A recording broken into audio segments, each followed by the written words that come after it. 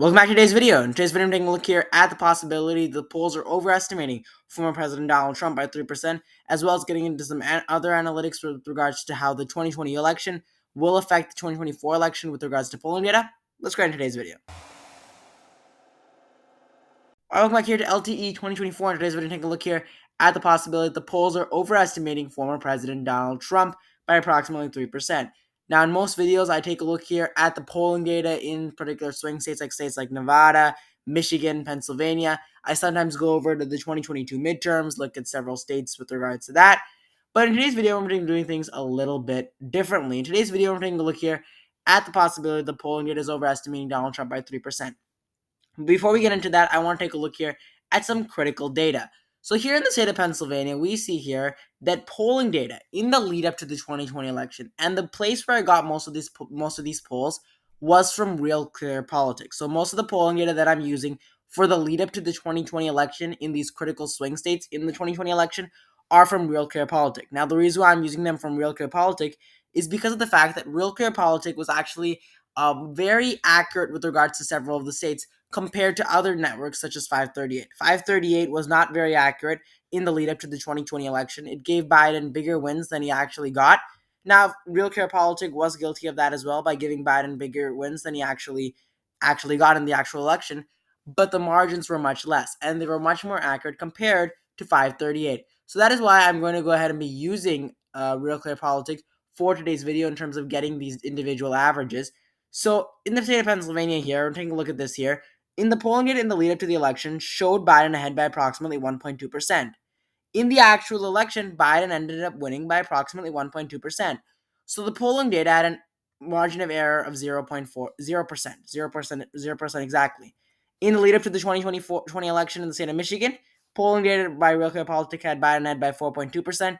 He ended up winning by 2.8%, margin of error by 1.4%. In the state of Wisconsin, the polling data overestimated then former Vice President Biden by approximately 6%. In the state of Arizona, polling data in the lead up to the election showed Biden ahead by 0.9%. In the actual election, Biden ended up leading by approximately 0.3%. It overestimated Biden by 0.6%. In Georgia, Biden was, in the lead up to the election, Trump was ahead by 1%. So Trump was ahead by 1% in the lead up to the election. Therefore, Biden was ahead by -1. In the actual election, Biden ended up leading by approximately 0.3%, which meant that the polling data overestimated Biden by -1.3%. In the state of North Carolina, Biden was behind actually by 0.2%. He ended up being behind by approximately 1.3%, which meant that the polling data overestimated him rather by -1.1%. Now, when we factor this data that we have right over here, with regards to the polling data error in the 2020 election, and factor that into how polling data is in the 2024 election, we get some very interesting results. So currently, Biden is leading Trump by 0.8% in the state of Pennsylvania. So based off of polling data right now in the state of Pennsylvania, Biden's leading by 0.8% according to Real Clear Politics. And if we were to factor in the polling data error that we had in 2020, which was 0%, into this data, we see here that Biden actually ends up leading in the 2024 election by 0.8%. Again, this is considering the fact that we're factoring in the polling data error that we had in 2020 and factoring in that error into the 2024 election. Biden would end up leading by 0.8%. So this is using 2020 polling data error and factoring that into polling data in 2024 and deriving results from that. If we keep the polling data error that we had, we see here that polling currently in the state of Michigan shows Biden behind of Donald Trump by 3.6%. So 3.6%, it's showing Biden behind. If we use the same polling data from 2024, we see here that Biden's actually ending up behind by 1.4%. That's approximately 0.6%. 5% Trump would end up winning. In the state of Wisconsin, Biden's currently behind by 1%. Polling data error would be showing Biden ahead by 6% in the 2020 election. Therefore, Biden would be up by -7%, followed by -5.6%, -7.8%, -6.8%. And again, this is taking the polling data error from the 2020 election and factoring that into the 2024 election. Obviously, Trump would end up winning the election if we use that polling data error. But that is not the purpose of today's video. Everything that I've gone through up to this point has nothing to do with the 2024 election, and with regards to the fact that polling data is overestimating Trump by 3%. If polling data is overestimating Trump by 3%, then Biden leads in the state of Pennsylvania by 3.8%. Biden is behind of Trump by 0.6%. And again, this is considering the fact that Biden is actually being overestimated by Trump is being overestimated by the polls by approximately 3%, right? And then in the state of Wisconsin, Biden's ahead by 2% in that state. In the state of Arizona, if the polling data is overestimating Trump by 3%, Biden would be ahead by negative 2%, which would mean that Trump is ahead by 2%.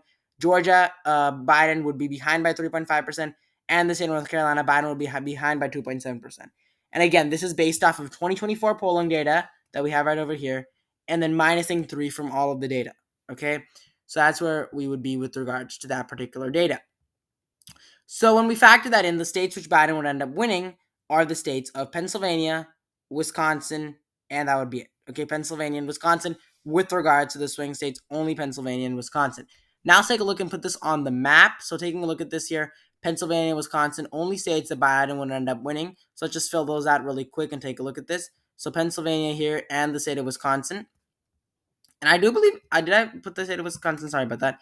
State of Wisconsin here. Biden would end up leading by 2%. Correct? Yeah, 2%. If the polling data is overestimating him by that margin, so 2%, right? Okay, so 2% there. I was a little bit disoriented about that. So sorry about that. But Biden would end up winning in the state of Wisconsin and winning in the state of Pennsylvania. Now, where would that put him? That would put him at 255. Then Trump would end up winning in the state of Arizona. He would also end up winning in the state of Georgia, and he would end up winning in the state of North Carolina and Michigan. Okay, so I would put him at 277. Also, based off of polling data error from 2020. Now, I did not create a Google sheet for this, a Google sheet for that particular state. But if you go based off of look at 2020 polling data, the polling data in the lead up to the election showed Biden ahead by 2.4%. In the actual election, Biden ended up winning by approximately 2.7%.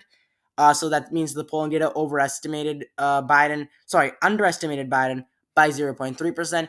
If we were to subtract 0.3% from this polling data, we would be at 7.4%. Minus 3% from this polling data that we have right here in 2024, Trump would end up leading by approximately 4.7%. So Trump would end up leading in the state of Nevada if the polling data is overestimating Trump by approximately 3% in 2024. All right, so that is kind of where we are at right now. We currently have the former president, if polling data is overestimating Trump by 3%, at 283 electoral votes, and Biden at 255. Now, guys, obviously that was a little bit of a complicated video compared to most of my videos, and I'm sorry for any kind of confusion that may have resulted from that, but this is kind of where we're at. If the polling data currently is overestimating the former president by 3%, then we would come into a conclusion where Trump would end up winning the 2024 election with 283 electoral votes. Now, the question is, how much is the polling data overestimating Trump? How much is it overestimating Trump? We could also do a different scenario, right? We could also do a different scenario. Taking a look at this particular data here, we could consider the fact that, let's say, the polling data error, let's say 2020 polling error, it overestimated Biden by these margins: 0%, 1.4%, 6%, 0.6%, and then negative 1.3% and negative 1.1%. We could take that polling data and put it on Trump. So assuming that the polling margin that overestimated Biden in 2020, and then add that on to Trump currently, we could do that as well, right? So the polling data error that Biden had in 2020 and adding that on to Trump, that would most likely make Trump lose the election. But if the polling data is overestimating Trump by 3%, then this would be our result. All right. Now, it would be interesting to see that result as well, and I'll probably make a video relatively soon, considering the fact that if the polling data error in 2020, in which it overestimated Biden, were to be applied to Trump in 2024, how that would affect the 2024 race. I'll get into that in probably a future video. But this is the main concept of today's video. If the polling data overestimates Trump by 3%, Trump would be at 283 electoral votes, Biden at 255. Obviously, that's an extremely close race. Any state could obviously bring that extremely close. A state like Michigan could obviously make Biden reelected. Again, assuming the polling data would be overestimating Trump by 3%, and overestimating Trump by approximately 6 to 7% in the state of Michigan, which would be rare, but that would be a possibility maybe. All that really goes to show what type of uphill battle Joe Biden has to reaching 270 electoral votes.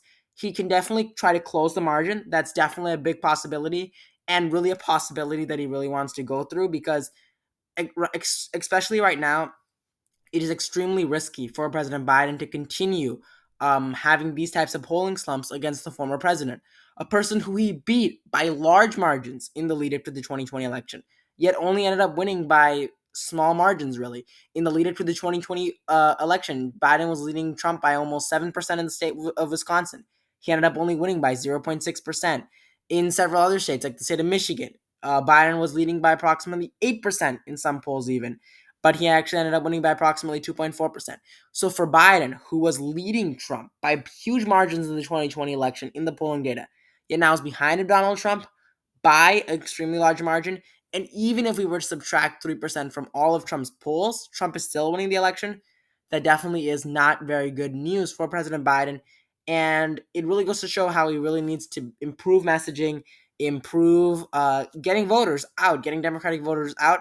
Now, President Biden has proved that he's able to do that in the 2024 primaries, although he's going to have to try to prove that in the 2024 election.